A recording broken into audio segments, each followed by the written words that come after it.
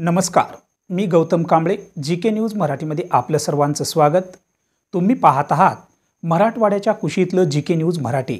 आता घेऊ विविध क्षेत्रातील राजकीय, सामाजिक, आर्थिक, कृषी आणि क्रीडा व तसेच शैक्षणिक विषयी घडामोडींचा आढावा.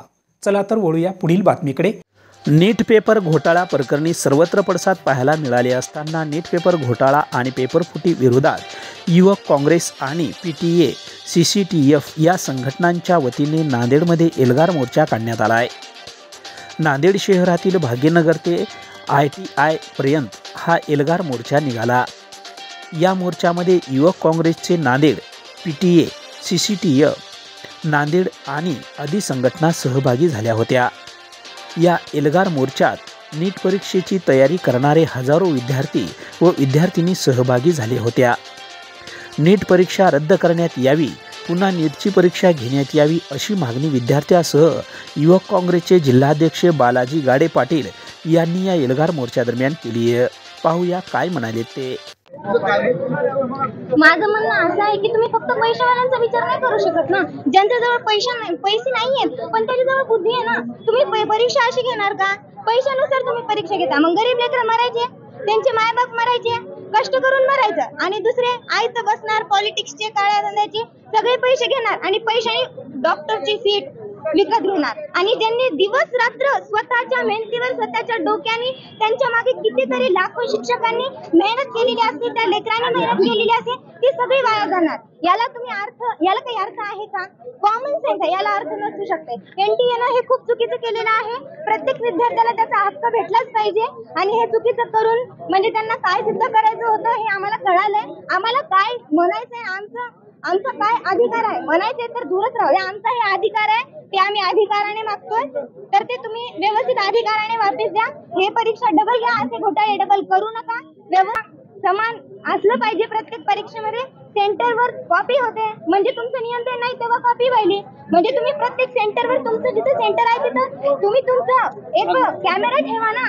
तुम्ही एवढी मोठी राष्ट्रातली परीक्षा आहे, तुम्ही एवढी मोठी राज्यामध्ये, एवढ्या मोठ्या देशामध्ये एवढी मोठी परीक्षा घेता आणि त्यात एवढा मोठा घोटाळा येतो म्हणजे हे निष्काळजीपणाचे लक्षण आहेत. मला एवढं काय सांगायचं तुला? आम्हाला हे सांगायचंय की जेवढ्या लेकरांची परीक्षा झाली, जितक्या 23 लाख असो, 24 लाख असो, प्रत्येक विद्यार्थ्याची एक्झाम पुन्हा झाली पाहिजे. प्रत्येक विद्यार्थ्याची परीक्षा पुन्हा झाली पाहिजे. ज्यानं गुण, त्या मार्क्ससाठी, त्या पदवीसाठी ज्यानं पूर्ण आपलं मेहनत लावून वर्षभर, 2 वर्ष, कुणी 3 वर्ष अभ्यास केलाय तर त्याला त्या मेहनतीचं फळ भेटलंच पाहिजे. मला माझं नाव सेजल बालेराव, मी RCC मध्ये आहे. माझं म्हणणं असं आहे की आम्ही यावर्षी नीटची एक्झाम दिली तर त्यामध्ये असे जर घोटाळे होत असतील तर आम्ही अभ्यास करून काय फायदा आहे? मग तर सगळ्यांनी जे पॉलिटिक्स मध्ये ज्यांच्याकडे पैसा आहे ते सीट विकतच घेतील. तर मग आम्ही वर्षभर अभ्यास का करायचा? 2-2 वर्ष का घालायचे? आमच्या पेरेंट्सचे एवढे पैसे आम्ही लावायलो, एवढे आमचे टीचर एवढे मेहनत घ्यायले, त्याच्यासाठी आम्ही रात्रंदिवस अभ्यास करायलो. आणि जर कुणी येऊन एका रात्र जर पेपर घेऊन जात असेल, 30-30 लाख रुपये भरत असेल तर मग आमचा अभ्यास करण्याचा फायदाच नाहीये. त्याच्यामुळे तुम्ही एक्झाम परत घ्या. माझं म्हणणं असं आहे की एक्झाम परत घेतली पाहिजे आणि याच्यात कुठलीही निष्काळजीपणा नाही झाला पाहिजे. आणि तुम्ही सेंटरवर तुम्ही असं म्हणाले की टाइम लेट गेला तर मग ते तुम्ही तुमचं मॅनेजमेंट बरोबर करायला पाहिजे ना, की तुम्ही अगोदर बरोबर टाइम द्यायला पाहिजे, बरोबर पेपर घेतला पाहिजे, दिला पाहिजे. तर मग त्याच्यात आमची काही चूक नाहीये तर मग आम्हाला का नाही, आमचं का नाही होते? तुम्ही तुमची संस्था चेंज करा. जर तुम्हाला बरोबर सांभाळणं होत नसेल, तुमचं मॅनेजमेंट बरोबर होत नसेल तर तुम्ही तुमची एक्झाम दुसरं याला कंडक्ट करायला, दुसऱ्या एजन्सीला. आणि आम्हाला आमचा न्याय भेटला पाहिजे आणि आमच्या न्यायासाठी आम्ही लढणार.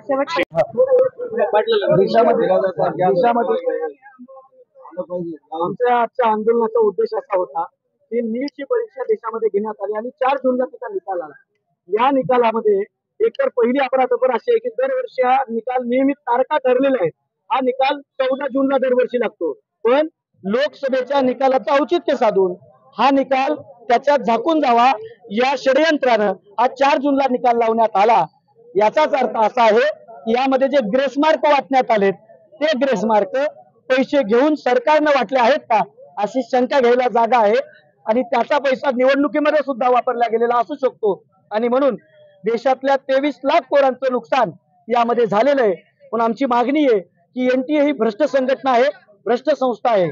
CBSE 2018 पर्यंत परीक्षा घ्यायची, तोपर्यंत असा सावळा गोंधळ होत नव्हता. देशाच्या डॉक्टर घडवणाऱ्या नीट परीक्षेमध्ये पेपर फुटीचं लोण पोहोचलेलं आहे। आमची मोर्चाच्या माध्यमातून एवढीच मागणी आहे की नीटची संपूर्ण विद्यार्थ्यांची परीक्षा परत घेतल्या जावी, सर्वोच्च न्यायालयाच्या निगराणीमध्ये SIT गठीत केल्या जावी, दोषींवरती शिक्षा होऊन कठोर कारवाई केल्या जावी आणि NTA ऐवजी ही परीक्षा CBSEच्या ताब्यामध्ये देऊन पुन्हा 1 महिन्यामध्ये घ्यावी। सोपं आहे, सगळे मेसेजेस करावेत, विद्यार्थ्यांना हॉल तिकीट द्यावेत आणि रिकंडक्ट करावी।